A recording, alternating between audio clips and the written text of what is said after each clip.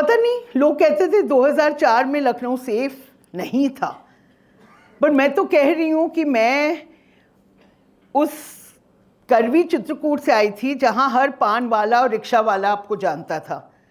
ऐसा बड़ा शहर क्या मिलेगा जिसमें हर पान वाला और हर ऑटो वाला और हर इदरीस की बिरयानी वाला और मिठाई वाला, चाट वाला आपको जानेगा और आपको कभी कभी मतलब भगोना भर के सामान भेजेगा।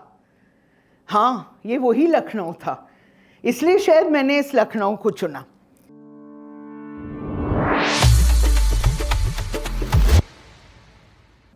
आदाब, नमस्कार, सलाम सबको। It's an honour and a real privilege कि मैं ही अकेली महिला खवातीन यहाँ स्टेज पे हूँ। और ऐसे तो नहीं है कि उत्तर प्रदेश में और यूपी में और लखनऊ में और नहीं हैं, पर ऑब्वियसली कम हैं। पर मैं और लोगों ने, मेरे बहुत सारे मेंटर यहाँ बैठे हैं। Chandra Prakash ji been my mentor from the beginning, Sudhir Mishra ji, Ravi Bhatt ji और Himanshu, they've all been my mentors और उन्होंने मुझे लखनऊ के बारे में बहुत कुछ सिखाया है। लोगों ने कहा कि वो लखनऊ में रह के उन्होंने बहुत कुछ किया, और लोगों ने ये भी कहा है कि वो लखनऊ कैसे कैसे पहुँचे। तो मेरा भी एक सफ़र है कि एक लड़की पंजाबन, बहुत ही मतलब वो आइडेंटिटी बहुत ही प्यारी है मुझे, बहुत ज़ोर से हंसती हूँ, ये सबको पता है। और मैं रावलपिंडी सियालकोट का मेरा ननियाल ददियाल शुरुआत में, और फिर दिल्ली आई हुई और कलकत्ते में पली, अमेरिका में रही, और फिर वापस चित्रकूट और बुंदेलखंड में 14 साल रही, और फिर लखनऊ चुना मैंने। एक्चुअली 22 साल हुए हैं लखनऊ में।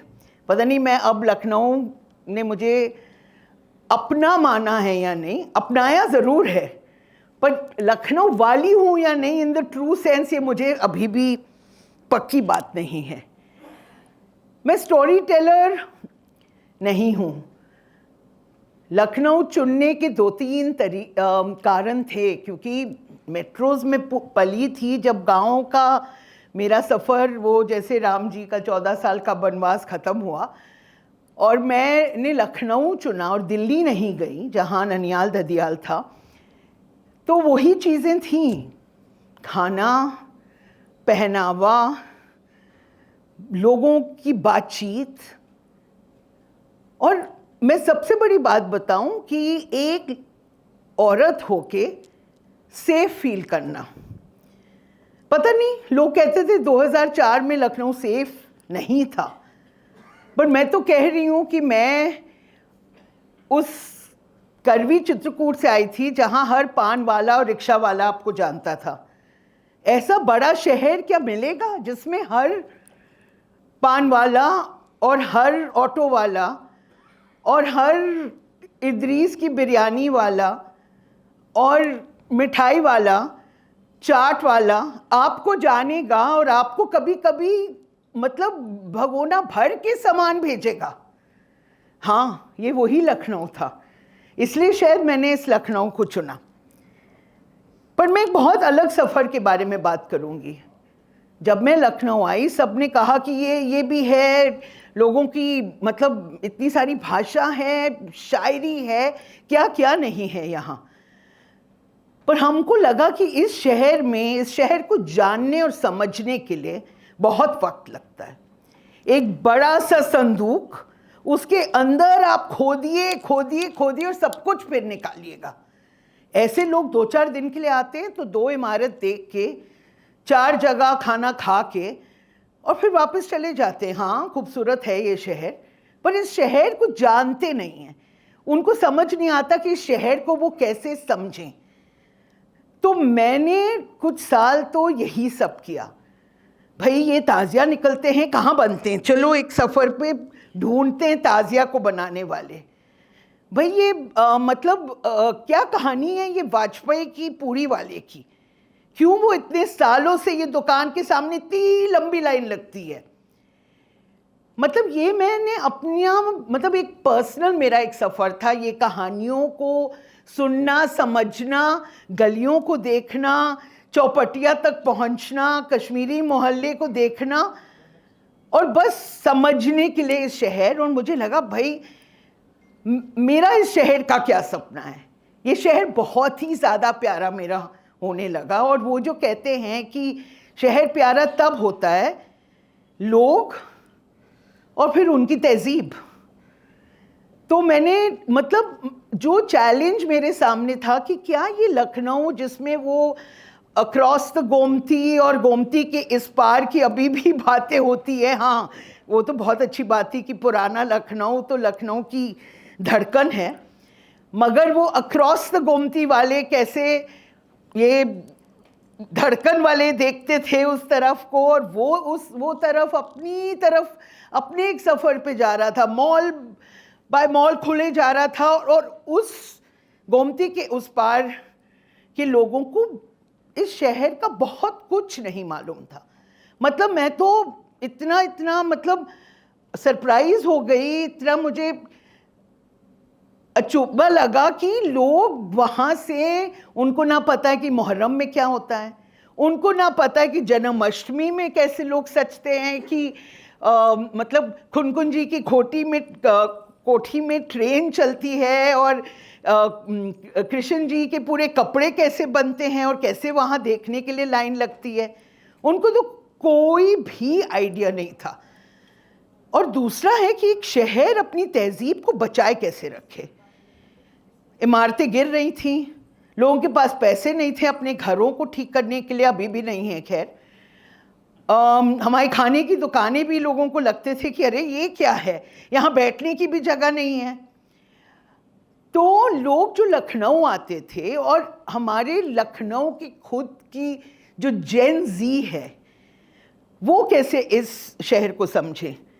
तो आप लोगों ने नाम सुना होगा, हमने एक फेस्टिवल शुरू किया, और सबसे बड़ी चीज़ और कि ये गंगा जमुना की जो तहजीब थी लखनऊ की, क्या ये जिंदा है या राजनीति में और इसमें ख़त्म हो गई है।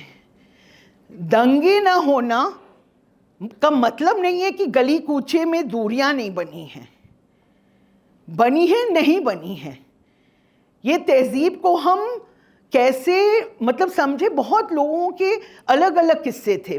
बचपन ऐसा था, आज की तारीख में किस तरह की दूरियां बन गई हैं, मगर लोगों को इस तहजीब से बहुत मोहब्बत है, ये मुझे पता है और रही है। मैं बाहरी हूँ, शायद मैं वो पंजाबन वाली थोड़ा सा मतलब जिस तरह भांगड़ा हम लोग नाचते हैं ना, तो हाँ कि सबको हिलाने वाला मेरे अंदर एक जुनून शायद था।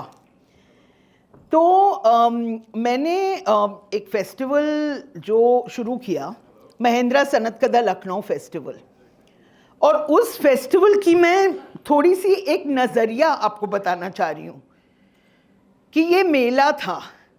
मेला जिस तरह बुड़क्की का मेला है, जो पता नहीं कितने सालों से लगा जा रहा है, पहले वहाँ था, अब गंगा के किनारे है, पहले बांसमंडी में था, और वो बुड़क्की का मेला जो था किसी को नहीं पता कि वो किसने शुरू किया, कब हुआ, क्या हुआ, मगर हर तबके के लोग उस मेले में अभी भी जाते हैं, चाहे वो एक दिन के लिए जाएं, सस्ता वो सामान लेने के लिए, चाहे वो झूला बच्चों को झुलाने के लिए जाएं। तो ये जो हमारा फेस्टिवल है, उसके पीछे पहले नॉस्टैल्जिया था, और ये शहर कभी कभी मुझे लगता था बहुत नॉस्टैल्जिया में रहता है। मतलब पुराने किस्से, ऐसा था, ऐसा था, ऐसा था, मगर ऐसा है और था को कैसे हम बटोर के रखें, संजो के कैसे रखें इसको। तो ये जो हमारा फेस्टिवल था, उसमें हमने सोचा कि बहुत फेस्टिवल्स पूरे देश में शुरू हो गए हैं, पर आपको हर फेस्टिवल आप एक शहर से निकाल के दूसरे में रख लीजिए और आपको फर्क नहीं पड़ेगा।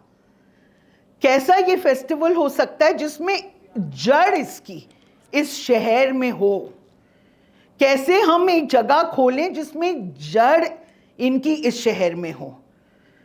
तो हमने शुरू किया एक पिछले 100 साल को देखना, उसकी ओरल हिस्ट्री डॉक्यूमेंट करना, उसके किस्से जोड़ के रखना, मतलब दादा परदादा। और ऑफ कोर्स ये एज है सोशल मीडिया का, और बहुत लोग भी उसमें उन्हें मतलब आगे गए सोशल मीडिया में किस्से लाने के लिए, वीडियोस बनाने के लिए।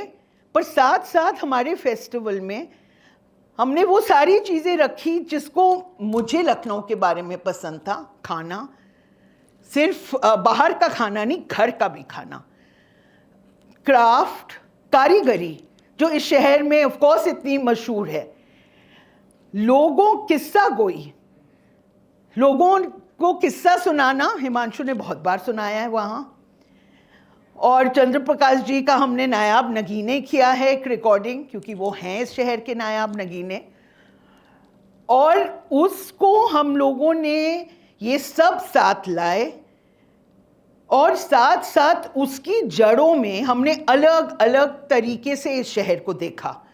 तो पहनावा, फेमिनिस्ट, हाँ, इस शहर में 20-100 साल पहले बेगम अख्तर जैसे लोग, शिवानी, अतिया हुसैन, ऐसी औरतें थीं जिन्होंने एकदम अपने अपने घर पे भी रह के पहली किताबें लिखी, इतनी सारी चीज़ें की जो आउट ऑफ द बॉक्स थी, जो अलग थी।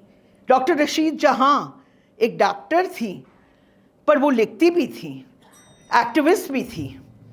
तो हमने इस शहर में सबसे बड़ी चीज़ कि हर कौम का इंसान साथ मिल सके, हर वर्ग का इंसान आ सके। आप एक बार रिहाइश देख रहे हैं, लोगों के, बड़े लोगों के घर को देख रहे हैं, तो अगली बार आप बाजार देख रहे हैं, आप कारीगर को देख रहे हैं, तो आप रची बसी तहजीब देख रहे हैं। क्योंकि इस शहर में सिर्फ हिंदू मुस्लिम नहीं थे, यहाँ कश्मीरी भी थे, यहाँ जिनका बहुत बड़ा इतिहास था, यहाँ बंगाली भी थे, यहाँ एंग्लो इंडियंस भी थे, यहाँ पारसीज भी थे, और वो सब कैसे आके यहाँ की तहजीब को उन्होंने सबने मिलके बनाया। तो हर साल पिछले 100 साल को देखना, और मैं बहुत खुशी से आपको आज की तारीख में यहाँ खड़े होके कहना चाह रही हूँ कि जिस फेस्टिवल में 15 साल पहले, 17 साल हो गया इस फेस्टिवल को, 17 साल पहले 60 से ओवर लोग आते थे, 70%, क्योंकि वो नॉस्टैल्जिया के लिए आते थे, वो अपनी पुरानी चीज़ें लाते थे। हमने बैतबाजी फिर से शुरू की, और आज की तारीख में 70% जेन जी आ रहे हैं। ये एक तरीका कि जो युवा वर्ग है वो भी इस शहर की तहजीब, वो ही इस शहर की तहजीब को आगे ले जाएंगे। हम तो हैं ही, पर हमारा टाइम तो खत्म ही हो जाएगा।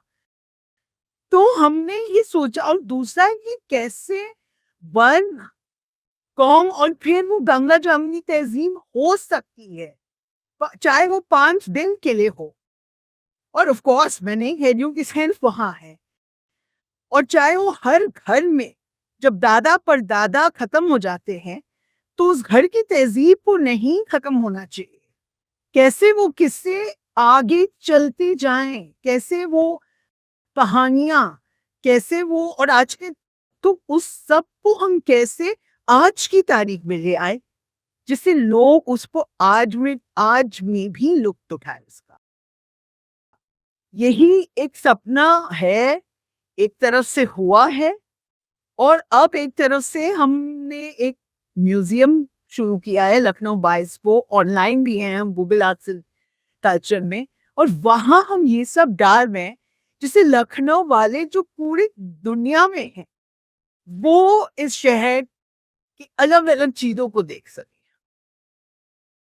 और मैं आपको मतलब इस सफर के बारे में इसलिए बोल रही थी क्योंकि ये बहुत जरूरी है, इस सफर को देखना, और लोगों को, हर इंसान को, यहाँ आई नो हर इंसान अपनी तरह से ये कर रहा है, पर इसको करना, क्योंकि ये शहर बहुत खूबसूरत है और बहुत सारी चीजों में खूबसूरत है जो आप छू नहीं सकते। तो इफ ये ऐसी चीजें होंगी, और बहुत सारी होंगी, और जब मुझे लगता है कि 10 और फेस्टिवल हो गए या 4 और रील्स निकल गई और चीजें हो गई, तो लगता है कि हाँ, ये जैसे पूरा एक कैंपेन, जैसे एक पूरा एक रेवोल्यूशन की तरह से होगा इस शहर को रखने के लिए। और मेरे साथ मेरी टीम भी है, हमारे पहले के एडवाइजर्स सब 70-80 के ऊपर थे, नसीम आपा, मोहिनी मांगलिक, ऐसे लोग। आज की तारीख में सब 30 से छोटे हैं। मुझे इस बात की भी बहुत खुशी होती है।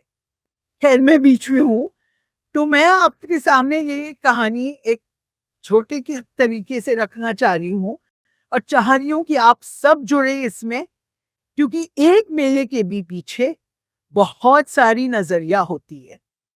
एक मेले में भी, एक फेस्टिवल भी, उसको जड़ पकड़ने के लिए नजरिया नहीं होगा, एक मकसद नहीं होगा, तो फिर वो एक इवेंट ही रह जाएगा, बस जैसे बहुत सारे इवेंट्स हो। बहुत बहुत शुक्रिया।